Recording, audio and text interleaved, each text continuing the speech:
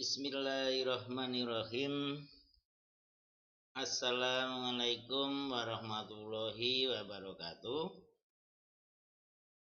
Selamat malam rekan-rekanku semuanya. Apa kabarnya pada malam hari ini? Semoga rekan-rekanku semuanya dalam keadaan sehat dan tetap bersemangat. Meskipun waktunya sudah agak larut untuk ukuran belajar. Tapi apapun yang terjadi, kita bersyukur kita masih diberi kesehatan sehingga kita bisa bertemu meskipun pertemuan lewat daring, pertemuan lewat tatap maya. Baik rekan-rekanku semuanya, pada kesempatan ini saya perlu memperkenalkan diri. Mungkin ada banyak rekan-rekan mahasiswa yang belum kenal. Nama saya Jailani. Alamat maupun tempat lahir di Karanganyar. Tepatnya di Gondangrejo, Karanganyar. Pada semester ini saya diberi mata kuliah beri amanah untuk mengampu mata kuliah ekonomi kreatif. Mungkin dalam sejarah perjalanan Pak Jailani di Kabupaten Karanganyar, mungkin ada rekan-rekan yang dari Karanganyar, sudah cukup lama berkecimpung di bidang pemberdayaan, pendampingan maupun sebagai business development services teman-teman pelaku usaha UMKM. Nah, pelaku UMKM itu salah satunya juga adalah sebagian pelaku ekonomi kreatif. Jadi kalau untuk kasus-kasus ataupun mungkin pelaku ekonomi kreatif, Pak Jailani sudah sangat familiar. Termasuk yang terakhir, Pak Jailani menjadi salah satu anggota tim teknis pengembangan ekonomi kreatif di Kabupaten Karanganyar. Ketua komite ekonomi kreatifnya adalah Kepala Baperlitbang. Dan salah satu tim ahlinya adalah Profesor Sutanto DEA dari UNS. Itu rekan-rekanku, jadi terkait dengan perkenalan pada pertemuan yang pertama ini, kita membahas tentang mata kuliah ekonomi kreatif. Nanti apa yang akan kita bahas dalam ekonomi kreatif? Yang jelas kreativitas itu tanpa batas. Kreatif itu akan selalu berkembang dan terus berkembang. Oke rekan-rekan, langsung kita masuk pada pembahasan. Sebelum kita bicara tentang materi pokok bahasan, kita perlu menyepakati bersama terkait dengan kontrak perkuliahan. Karena apa? Diharapkan nanti kontrak perkuliahan ini menjadi komitmen kita bersama. Komitmen Pak Jailani selaku pengampu mata kuliah ekonomi kreatif dan juga rekan-rekan mahasiswa sebagai yang menerima mata kuliah ekonomi kreatif. Karena apa? Perkuliahan kita lewat jarak jauh. Perkuliahan kita melalui media online, media daring. Pengalaman selama ini banyak mahasiswa komplain bukan masalah akademis, bukan masalah diskusi materi, tetapi hanya persoalan nilai ujian rekan-rekan mahasiswa. Sudah hampir 3 tahun setiap ujian itu mesti komplain. Nah, disinilah kita menyepakati bersama terkait dengan kontrak perkuliahan. Adapun untuk kontrak perkuliahan mata kuliah ekonomi kreatif ini perkuliahan direncanakan 16 kali pertemuan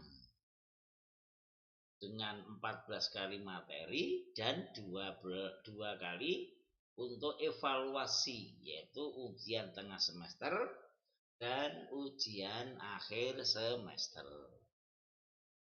Dan presensi mahasiswa 60% dari total pertemuan.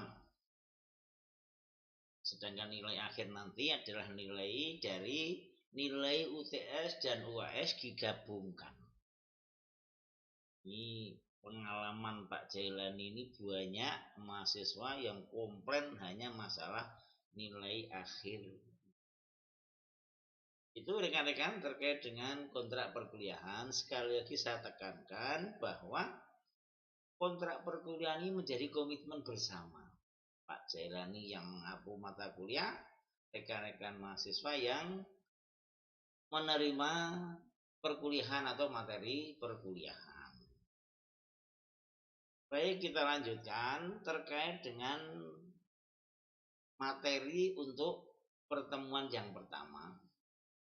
Kita mengambil materi tentang sejarah peradaban manusia. Mengapa kita mengambil materi sejarah peradaban manusia? Bahwa kreativitas yang timbul dari manusia itu perlu kita pelajari dari sejarah peradaban manusia itu sendiri. Nah, tujuan pembelajaran dari materi pokok bahasan ini adalah yang pertama, setelah mempelajari bab ini diharapkan mahasiswa mampu mengerti sejarah peradaban manusia. Dengan mengerti sejarah peradaban manusia, kita akan terbuka mata dan pemikiran kita. Oh, manusia itu perlu survive. Oh, manusia itu perlu kerjasama. Oh, manusia itu perlu kreativitas. Yang kedua, mahasiswa mampu memahami perbedaan manusia dengan makhluk ciptaan yang lain. Jelas, yang membedakan manusia dengan makhluk yang lain adalah adanya akal pikiran, adanya hati dan rasa. Itulah nanti yang akan menjadi pemicu dalam rangka manusia untuk melakukan kreativitasnya. Kemudian yang ketiga, mahasiswa mampu mengerti dan memahami bahwa manusia sebagai diciptakan oleh Tuhan Yang Maha Esa itu sebagai makhluk yang kreatif. Dan yang keempat, mahasiswa mampu mengerti dan memahami mengapa kreativitas itu ada. Itu rekan-rekanku terkait dengan tujuan pembelajaran pada pertemuan yang pertama. Nah, materi pokok bahasan tentang ekonomi kreatif yang pertama adalah sejarah peradaban manusia. Mengapa kok sejarah peradaban manusia? Ekonomi kreatif adalah ekonomi yang tanpa batas. Sumber daya kreativitas, sumber daya olah pikir manusia yang tanpa batas. Bencana, goncangan sosial, terjadinya kelangkaan sumber daya alam, itu akan memunculkan kreativitas. Nah, pada bahasan pertama ini kita bicara tentang sejarah peradaban manusia. Kalau kita melihat sejarah peradaban manusia dan Nabi Adam dan Nabi Hawa, hanya 2 orang dari suku bangsa apapun, dari latar belakang agama apapun, kita sebagai makhluk di dunia ini menyadari bahwa nenek moyang kita adalah Adam dan Hawa. Kira-kira rekan-rekan ada yang berpikiran nenek moyang kita bukan Adam dan Hawa? Adam dan Hawa diciptakan di dunia perlu hidup survive. perlu makan, perlu hubungan sosial. Nah, ini salah satu contoh fakta nyata bahwa peradaban manusia sejak dilahirkan di dunia, sejak diciptakan oleh Allah Subhanahu wa taala, Tuhan yang Maha Esa, itu perlu berusaha. Perlu melakukan kreativitas. Bagaimana ketika Nabi Adam dan Siti Hawa yang belum ada teknologi memakan hasil-hasil bumi adalah yang bergizi, yang tidak mengandung racun. Itu salah satu bentuk bagaimana makhluk manusia itu diciptakan di muka bumi untuk mempertahankan hidup, untuk berhubungan atau melakukan kontak sosial. Ini salah satu bentuk. Diakui atau tidak, meskipun zaman-zaman kuno, zaman-zaman purba, mereka sudah melakukan kegiatan kreativitas dalam hal mempertahankan hidup. Mereka sudah melakukan kreativitas dalam melakukan hubungan sosial dengan sesama manusia yang lain. Minimal antara manusia laki-laki dengan manusia perempuan. Orang laki-laki dengan orang perempuan. Nah, sejarah peradaban ini sudah melihat, menunjukkan kalau bahasa agama Islam itu sudah fitrah manusia, bahwa manusia itu berusaha untuk memenuhi kebutuhannya, manusia itu berusaha untuk tetap bertahan hidup, manusia berusaha untuk bersosialisasi dengan orang ataupun pihak yang lain. Kemudian kemampuan manusia itu berbeda-beda. Selera juga berbeda-beda. Dengan demikian, saling melengkapi antara satu dengan yang lain. Nah, sejarah peradaban manusia sejak Nabi Adam kemudian berurut pada sebuah saat ini, semuanya mencerminkan bahwa manusia butuh eksis, ya tahu, butuh sosial, butuh penghargaan. Itulah kemudian yang menjadi cikal bakal manusia untuk berlaku, bersikap, dan berpikir yang kreatif. Paham ya? Jelas ya? Ini penting. Pembahasan kita yang pertama ini menjadi fondasi setelah kita nanti akan mempelajari apa itu ekonomi kreatif. Di peradaban manusia dalam sejarahnya sejak Nabi Adam, manusia perlu eksis. Manusia perlu pemenuhan kebutuhan, baik kebutuhan individu fisiologisnya maupun kebutuhan sosialnya. Sejak Nabi Adam. Lanjut ya. Nah, kalau demikian, tadi Pak Jayani sampaikan bahwa manusia butuh survive, manusia butuh teman, manusia butuh untuk kehidupannya, baik kehidupan secara individu maupun kebutuhan secara sosial. Nah, kalau peradaban manusia, semakin majunya peradaban manusia, sekarang bagaimana kreativitas itu muncul? Mengapa kreativitas itu ada? Meskipun zamannya peradaban masih sangat terbatas, meskipun zamannya mungkin masih zaman kuno, tetapi manusia berusaha, manusia untuk bisa memenuhi kebutuhannya, manusia berusaha untuk bisa menyenangkan pasangan sosialnya, ini salah satu bentuk usaha manusia dalam melakukan kreativitasnya.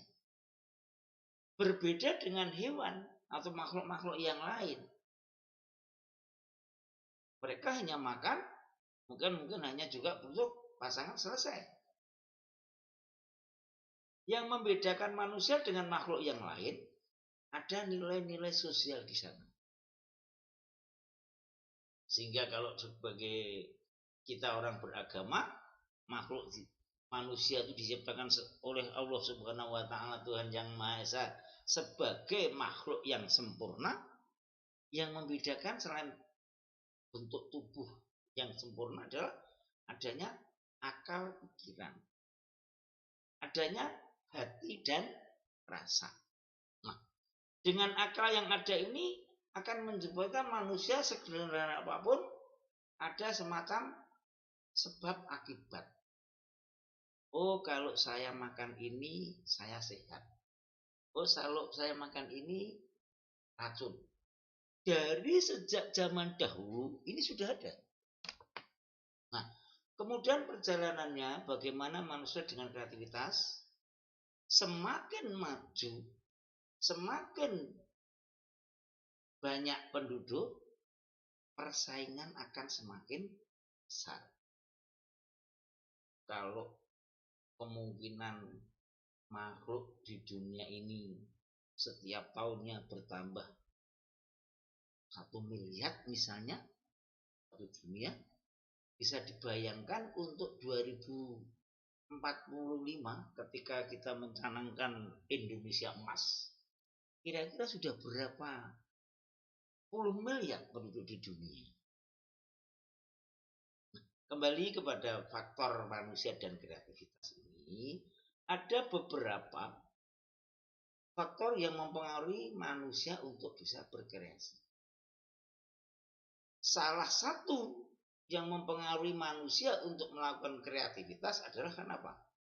Ada kaitannya hubungan sosial.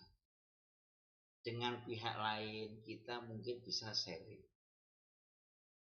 Dengan pihak lain ada inisiatif, ada kreatif untuk melakukan sesuatu. Ya enggak? Rekan-rekan mahasiswa ketika bersosialisasi, berhubungan, berkolaborasi dengan rekan-rekan yang lain, apa kira-kira hanya diam saja? Hanya diam saja?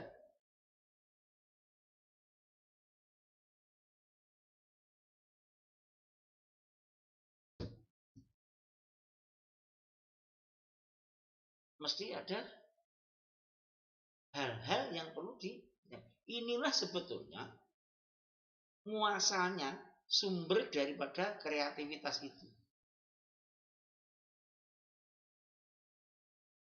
Di ketika manusia berhubungan dengan pihak lain, selain kita punya kepentingan individu, kita juga perlu ada yang di-sharingkan dengan pihak yang lain. Pemenuhan kebutuhan, baik itu kebutuhan individu, kebutuhan makan, kebutuhan berteduh, kebutuhan yang lain, maupun kebutuhan sosial ini yang akan menentukan bagaimana kita nanti akan melakukan kreativitas. Oh, kalau teman saya begini, saya harus begitu.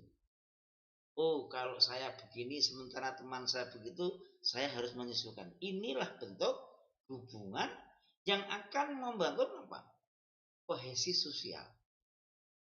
Kalau sudah kohesi sosial, kemudian yang terjadi adalah adanya kreativitas. Saya mencontohkan ketika Pak Jailani dulu kuliah, belum ada model-model seperti ini. Karena memang teknologi belum maju seperti ini. Semua pakai tatap muka, pertanyaan pakai menghadap, bertulis. Nah, karena memang zamannya seperti itu teknologi. Dengan sekarang teknologi yang maju ini, kita dapat melakukan perkuliahan melalui media daring. Itu rekan-rekanku, sebelum kami lanjutkan, monggo kalau ada yang bertanya, ini ada yang bertanya nih.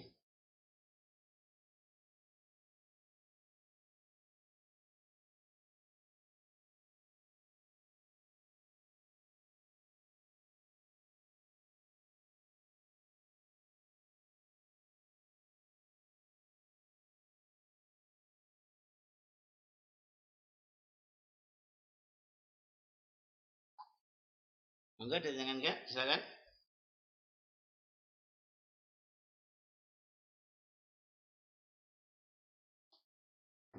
Kalau ada kan, monggo tak beri waktu.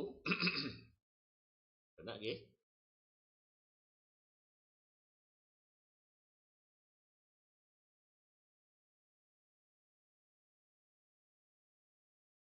Bisa dilanjut? Yang membedakan manusia dengan hewan.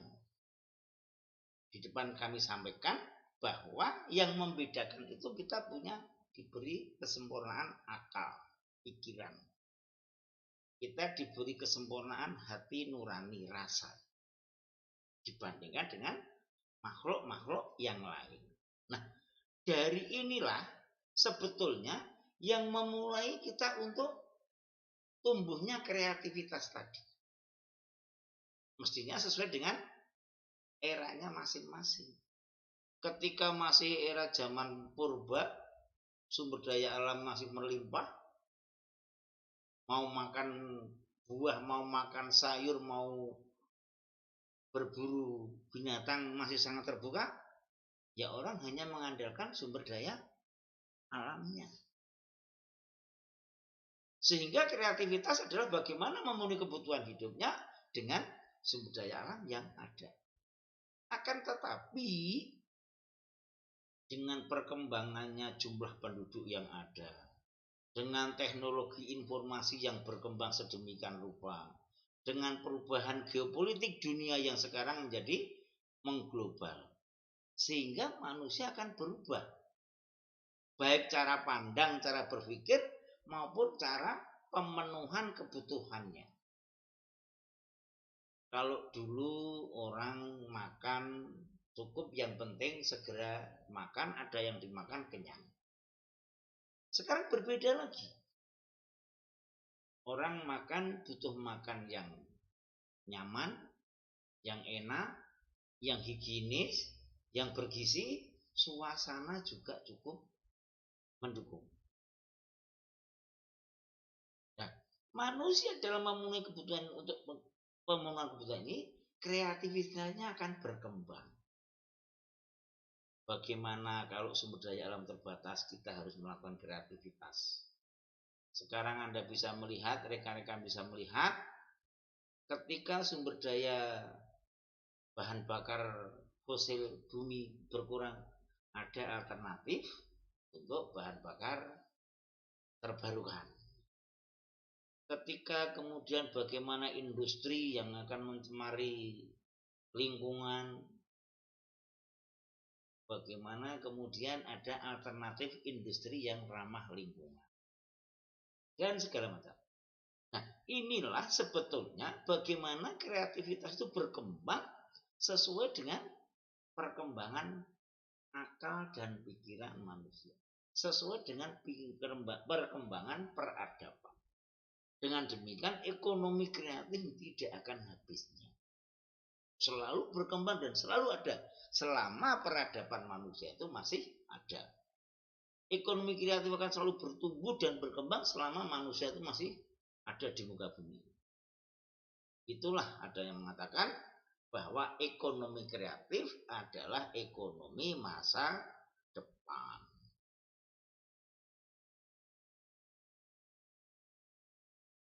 Monggo saya beri waktu, kalau ada yang bertanya silakan sebelum kami membahas untuk yang lebih lanjut.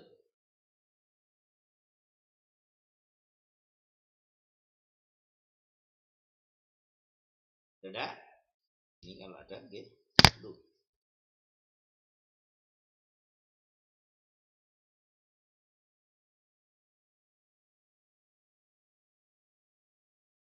Kita lanjutkan. Kalau di depan Pak Jelani menyampaikan terkait dengan manusia dan kreativitas, di mana sebetulnya sejak lahir kita itu sudah diciptakan dengan kreativitas yang ada. Bagaimana kita melihat kita sejak lahir, kita bisa dibantu, kita hanya bisa tengok kanan dan kiri, kita bisa tersenyum pun orang tua kita sudah sangat senang. Kemudian bagaimana dari sisi makannya, kalau dari mau lahir mau baru ASI, kemudian bubur dan segala macam. Nah, kalau kemudian ketika kita bicara kebutuhan manusia itu tampak tidak terbatas. Dalam agama Islam sudah digariskan oleh Allah Tuhan Yang Maha Esa bahwa manusia itu memang dilahirkan, diciptakan untuk apa? Halunga, nganyelke. Dengan keanekan manusia, dengan kompleksitas manusia, inilah sebetulnya salah satu yang menyebabkan manusia itu menjadi kreatif. Salah satu yang memotivasi manusia untuk berkreasi. Kenapa? Kebutuhan selalu berkembang. Kebutuhan selalu meningkat. Kalau pertumbuhan penduduk manusia semakin banyak, mereka punya kebutuhan yang selalu berkembang, hampir pasti kebutuhannya beda-beda. Saya yakin rekan-rekan mahasiswa yang saat ini mungkin ada sekitar 10 kelas, ya, kelas streamingnya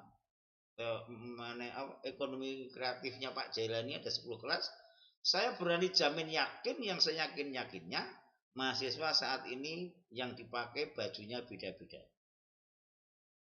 Meskipun sama-sama kaos misalnya, saya yakin warnanya berbeda. Kebetulan saya nggak bisa lihat ya. Meskipun pakai baju batik, saya yakin batiknya beda-beda. Nah, inilah salah satu contoh bahwa kebutuhan manusia itu meskipun untuk menutup aurat baju itu, tapi seleranya berbeda-beda. Kebutuhan manusia untuk telekomunikasi, ya, ini apa ini? Saya yakin berbeda-beda juga.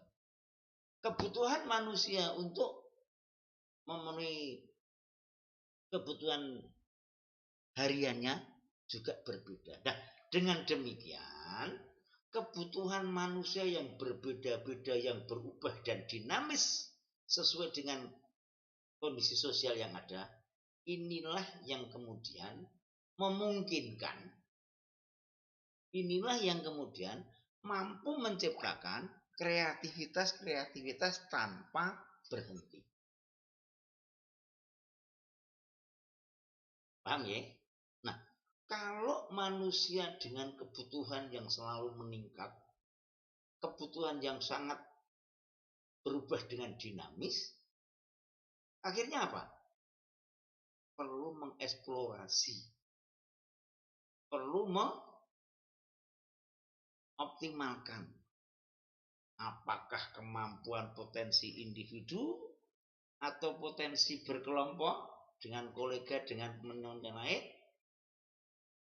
Nah, pada intinya bahwa bagaimana kebutuhan itu akan memungkinkan manusia untuk memenuhi kebutuhannya dengan cara yang pertama, self kreatif. Sebetulnya ini hukum alam. Manusia itu ketika tidak punya kan berusaha untuk punya. Iya enggak? Manusia itu ketika kan berusaha untuk makan, mencari makan atau mencari minum. Nah, self kreatif ini adalah bagaimana dalam pemenuhan kebutuhan manusia akan mengeksplorasi kemampuan dan potensi yang ada pada dirinya. Saya baru kira-kira 1 minggu, ya benar 1 minggu, minggu kemarin, Sabtu Minggu, diundang oleh kawan-kawan pelaku usaha kreatif yang kebetulan ingin ikut lomba Krenova, kreativitas dan inovasi. Nah, mereka melakukan kegiatan, bayangkan, dari selumpring bambu dibuat hiasan, yang hiasan itu nilainya berjuta-juta. Bahkan kemarin ada yang rencana mau mengekspor, Profesor Sutanto dari UNS itu sebagai kurator, tapi persoalannya apa? Mereka belum bisa mengembangkan usaha dengan teman-teman yang lain karena keahliannya buat diri sendiri. Nah, self kreatif, bisa berkreatif secara sendiri dalam pemenuhan kebutuhan potensi. Selain itu, dalam pemenuhan kebutuhan manusia juga dapat melakukan dengan berusaha mengeksplorasi sumber daya alam yang ada. Inilah yang jadi persoalan dunia saat ini. Dengan sekarang bagaimana ekonomi kreatif itu digerakkan oleh seluruh pemimpin-pemimpin yang ada di dunia. Karena ini memang ekonomi masa depan. Karena apa? Mengeksploitasi sumber daya yang ada. Sumber daya alam, sumber daya alam itu akan terbatas. Kalau penduduk semakin besar, semakin banyak, alamnya tidak bertambah, otomatis kan sumber daya alam yang habis kan.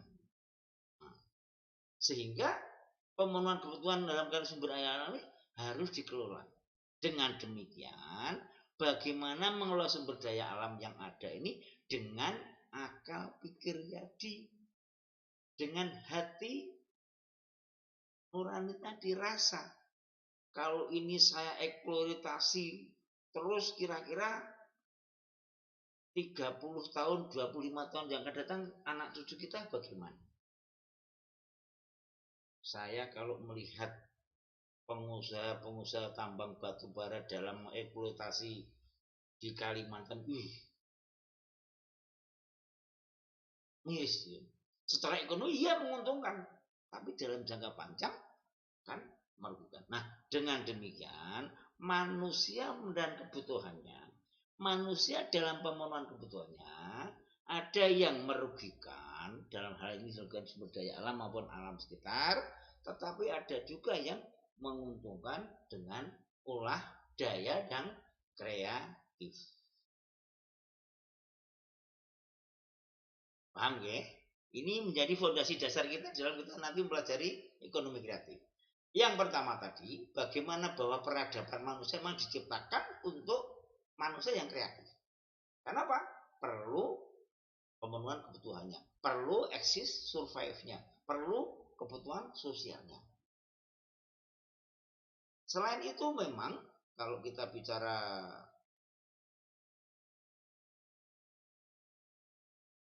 agama begitu, kita memang diciptakan untuk menjadi manusia yang kreatif.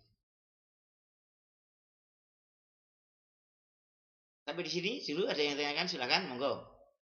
Ini berwaktu. Tidak?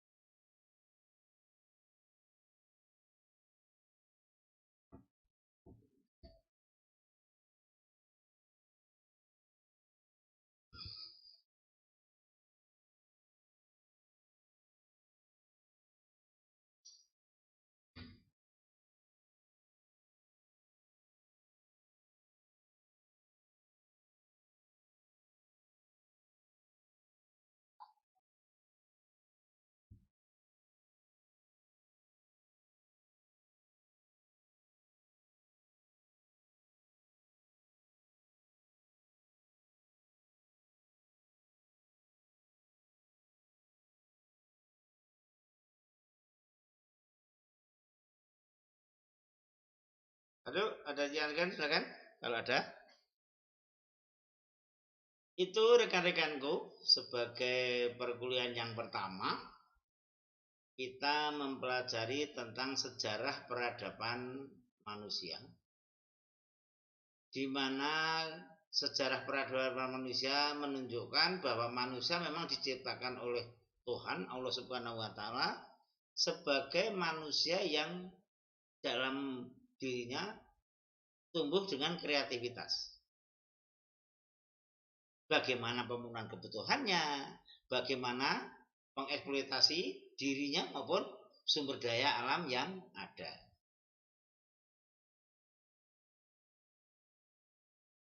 Itu rekan-rekanku, sebagai penutup perlu kami sampaikan bahwa hakikat kreativitas adalah menciptakan sesuatu diri dari yang tidak ada menjadi ada.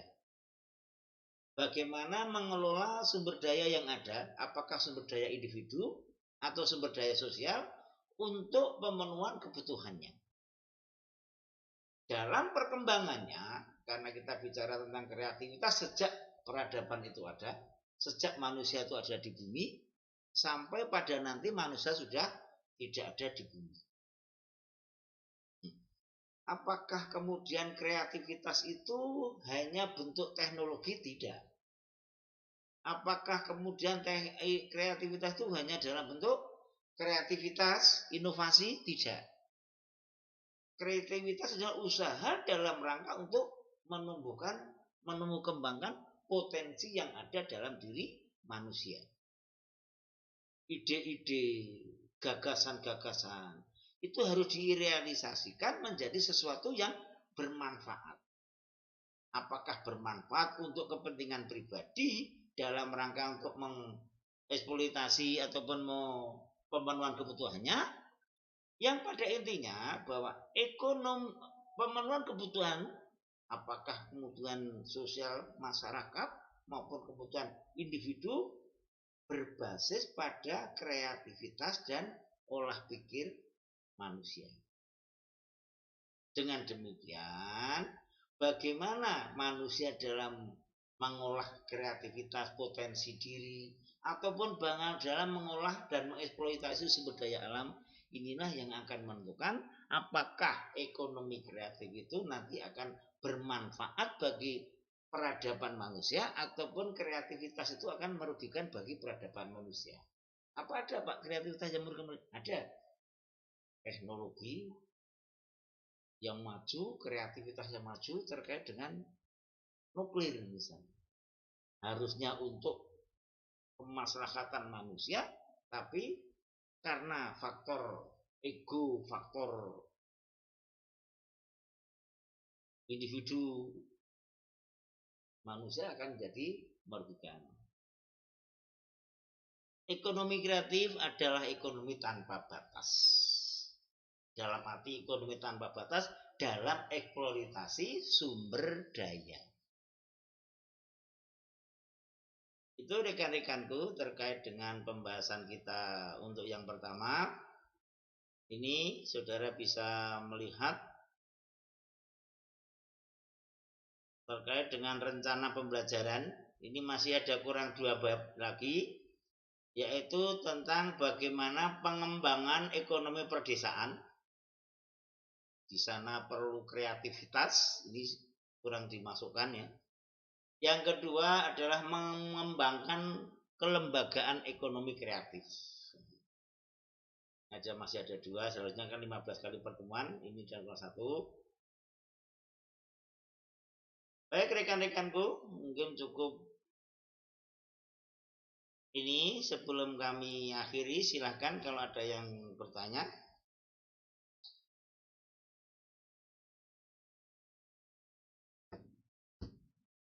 Sebagai bahan evaluasi dan bahan diskusi, seperti biasa setiap materi perkuliahan nanti akan saya berikan soal untuk evaluasi dan bahan diskusi yang bisa didiskusikan oleh rekan-rekan mahasiswa dengan teman-teman yang lain atau dengan pihak yang lain, monggo, tidak harus dikumpulkan. Saya berusaha untuk memberikan evaluasi dan bahan diskusi dengan harapan karena kita perkuliahannya lewat jarak jauh, sehingga rekan-rekan bisa lebih intensif untuk memahami setiap sub pokok bahasan atau sub pokok materi. Kemudian kami sampaikan untuk daftar pustaka mata kuliah teori ekonomi kreatif.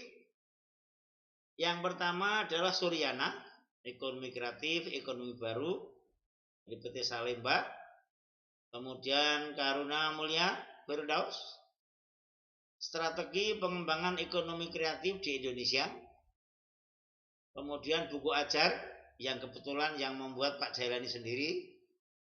Buku ajar pengembangan ekonomi kreatif dalam meningkatkan pendapatan masyarakat dari PAT Semarang. Kemudian yang keempat adalah pengembangan ekonomi kreatif Kabupaten Karanganyar tahun 2021. Kebetulan Pak Jailani ikut di dalamnya, ya, jadi dalam mengembangkan roadmap pengembangan ekonomi kreatif. Saudara bisa membaca, itu adalah contoh-contoh praktis pengembangan ekonomi kreatif. Demikian rekan-rekanku untuk pembahasan pada kali ini, pembahasan yang pertama nggih. Kami ucapkan banyak terima kasih atas kerjasama dan komitmen rekan-rekan mahasiswaku semuanya. Kami sampaikan mohon maaf apabila dalam penyampaian banyak kekurangan, banyak kekhilafan dan salah.